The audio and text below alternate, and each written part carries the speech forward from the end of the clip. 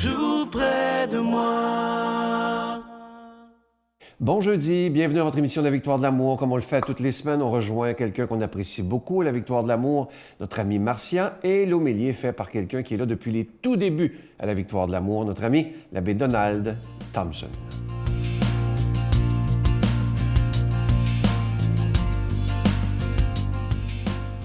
Bonjour tout le monde, j'espère qu'aujourd'hui vous vivrez une belle journée ensoleillée malgré la noirceur, malgré le fait qu'au début du mois on a changé l'heure, ce qui fait qu'on a moins d'heures où on est exposé à la clarté, mais il faut savoir, et c'est pour ça que j'ai choisi de vous en parler aujourd'hui, que même si le mois de novembre est un mois difficile, parce que on entre en hibernation, il y a moins de lumière, c'est gris, il faut s'habituer aussi à cette nouvelle façon de vivre notre vie, la pandémie et tout ça. Fait que le mois de novembre, cette année, il va être plus difficile que tous les autres mois de novembre que l'on a vécu. Mais si on sait que la lumière, puis là, ça fait un peu cliché de dire ça, nous avons une lumière intérieure, mais c'est pas cliché, c'est vrai. C'est quelque chose que tout le monde a touché à un moment ou à un autre de la vie, qu'on a en nous cette lumière-là qui peut briller et qui peut éclairer nous, notre vie, et éclairer aussi celle des autres. Comme si dans la nuit, quand tout est sombre, on allumait les phares de notre voiture et que là, tout à coup, c'est plus clair. Oui, il y a de la brume, oui, il y a de la noirceur, mais on garde nos phares de voiture allumés. Moi, j'aime ça, cette image-là. Puis j'aime les images, ça m'aide à vivre, puis ça m'aide à me réaligner quand, des fois, je trouve ça difficile ou je suis déprimée, je me lève un matin, puis je fais... Bon, il y a quelqu'un, un moment donné, qui me dit « Toi, là, tu dois jamais te lever déprimé un matin. » J'ai dit « Certainement. » Certainement, parce que il y a des choses déprimantes et la seule différence peut-être entre moi et quelqu'un d'autre, c'est que quand je me lève déprimée le matin, au lieu de commencer ma journée déprimée, je m'assois en tête-à-tête avec moi-même puis je me dis « Bon, qu'est-ce qui se passe, Marcia, avec toi ce matin? Et où ta lumière? » Et là, j'essaie de trouver l'interrupteur, puis des fois, j'en essaie plusieurs et je le trouve toujours. Je ne commence jamais ma journée sans avoir trouvé l'interrupteur pour allumer la lumière. Des fois, comment on appelle ça, le gradateur, le dimmer en bon français, je peux pas le mettre très, très, très fort parce que je vis des événements plutôt difficiles, mais je sais que je peux quand même y avoir accès et je peux jouer avec le volume à la mesure et à la hauteur de mes émotions et de ce que je vis à l'intérieur. Alors là, je vous ai apporté une petite image. Vous savez, les bâtons incandescents qu'on appelle fluorescents, qu'on a dans les festivals ou le soir de la Saint-Jean-Baptiste ou quand on va dans des festivités extérieures, le soir avec les enfants, bien, quand on les craque, et là, on voit pas très bien parce que il y a les spots de télévision, mais si il faisait noir, on verrait que ça fait de la lumière. Bien, imaginez quand vous vous levez déprimé le matin, là, que vous avez ça à l'intérieur de vous, et la seule personne qui peut activer cette lumière-là en la craquant et en y prêtant attention, c'est vous. Notre Père qui es aux cieux, que ton nom soit sanctifié, que ton règne vienne, que ta volonté soit faite sur la terre comme au ciel. Donne-nous aujourd'hui notre pain de ce jour. Pardonne-nous nos offenses comme nous pardonnons à ceux qui nous ont offensés. Ne nous laisse pas entrer en tentation, mais délivre-nous du mal, car c'est à toi qu'appartient le règne, la puissance et la gloire pour les siècles des siècles. Amen. L'heure n'est-elle pas venue pour les chrétiens de se réapproprier l'Évangile et de faire rayonner la présence du Christ dans le monde? Pour une révolution spirituelle du Père Michel Marie, les 13 commandements de l'urgence évangélique, disponibles dans toutes les bonnes librairies du Québec aux éditions Artege. Je continuerai à croire, même si tout le monde perd espoir. Je continuerai à aimer, même si les autres parlent de haine. Je continuerai à construire, même si les autres détruisent. Je continuerai à parler de paix, même au milieu d'une guerre. Je dessinerai des sourires sur des visages en larmes et je tendrai les bras à ceux qui se sentent épuisés. Oui, je continuerai à croire.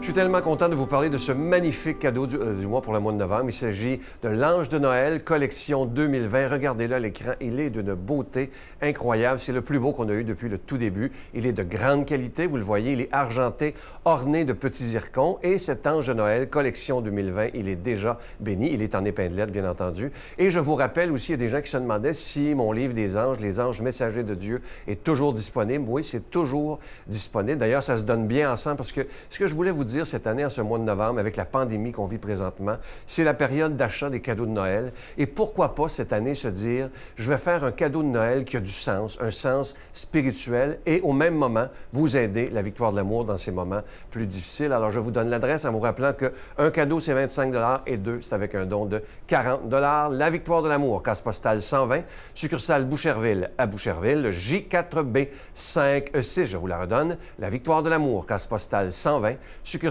Boucherville à Boucherville, le J4B 5E6. Également par téléphone, par carte de crédit du lundi au vendredi de 8h30 à 16h30 dans le 514-523-4433, 523-4433 ou sans frais le 1-888-811-9291,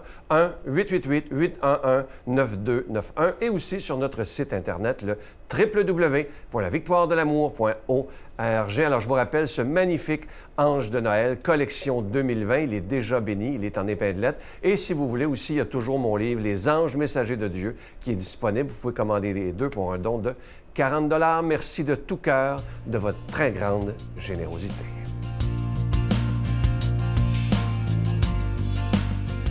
Mon Dieu, donnez-moi la sérénité d'accepter les choses que je ne peux changer, le courage de changer les choses que je peux et la sagesse d'en connaître la différence. Amen.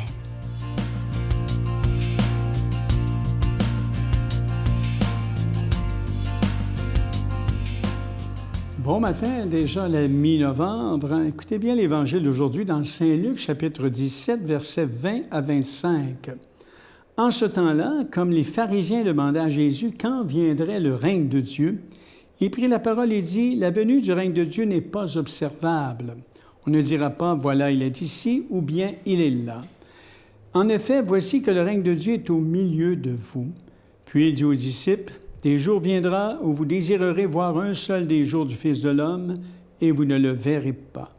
On nous dira, voilà, il est là-bas, ou bien, voici, il est ici. N'y allez pas, n'y courez pas. En effet, comme l'éclair qui jaillit illumine l'horizon d'un bout à l'autre, ainsi le Fils de l'homme, quand son jour sera là. Mais auparavant, il faut que je souffre beaucoup et qu'il souffre beaucoup, qu'il soit rejeté par cette génération. » Que dire d'un évangile? On est à la fin de l'année liturgique bientôt, ça va être le temps de l'Avent. Interrogé par les pharisiens sur le moment où arrivera le royaume de Dieu, il leur répond, « La venue du royaume ne se laisse pas observer. » Voyez-vous, sachez-le, le royaume de Dieu est parmi vous. C'est intéressant, ça, dans la bouche de Jésus. Et pour les contemporains, les contemporaines de Jésus, la question de savoir quand s'établirait enfin le règne de Dieu, à cette époque-là, ça revêtait une importance que nous parvenons mal, nous, à imaginer. On en débattait avec beaucoup d'âpreté à l'époque. On se livrait à ses propos, à propos de ça, à des calculs, à des spéculations sans nombre. Comme il y a eu des mouvements, nous autres aussi, qu'on a connus, bon, la fin du monde arrivera à tel moment, tel moment. Alors, toute une littérature qu'on appelle apocalyptique de révélation avait foisonné autour de ce problème-là à l'époque de Jésus.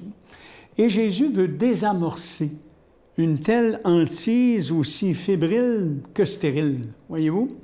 Il souligne le caractère intime, intérieur, spirituel du règne de Dieu, du Dieu qui règne au-dedans de nous, qui ne vient pas à la manière d'un événement prévu dans un calendrier savamment étudié, voyez-vous? Dans sa conscience d'homme, Jésus se saisit lui-même comme le jour de Dieu arrivé au milieu de nous. C'est intéressant, ça. C'est intéressant.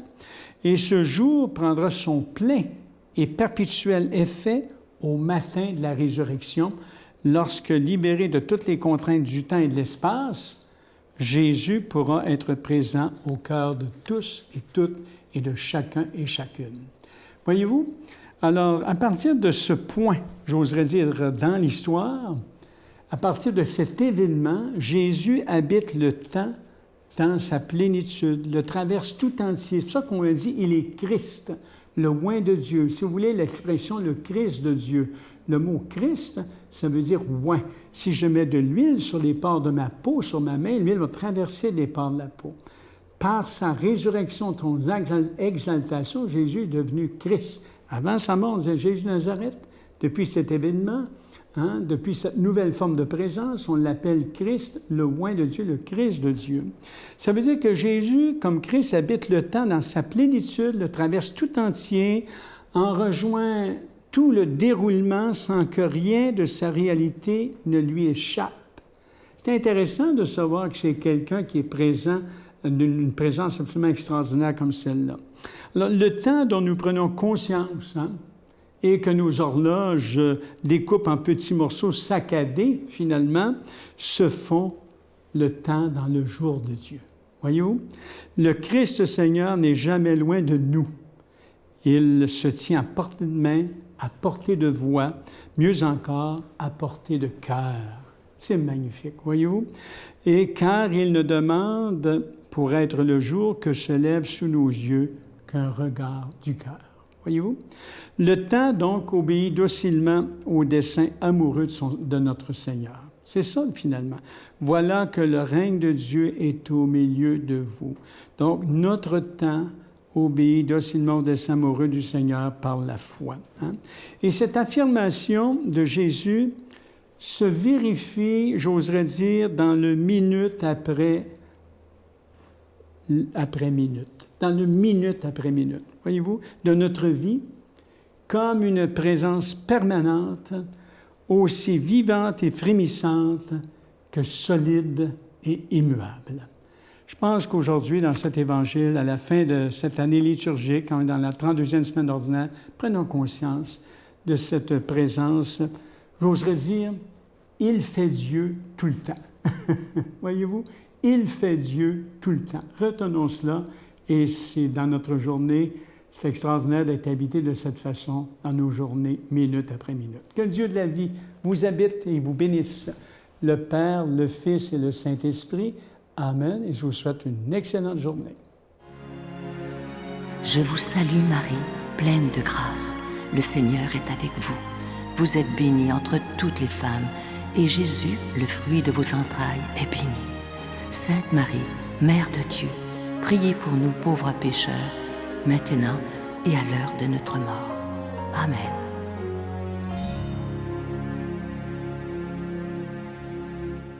Je vous laisse avec une belle pensée qui dit ceci, écoutez bien parce que c'est beau.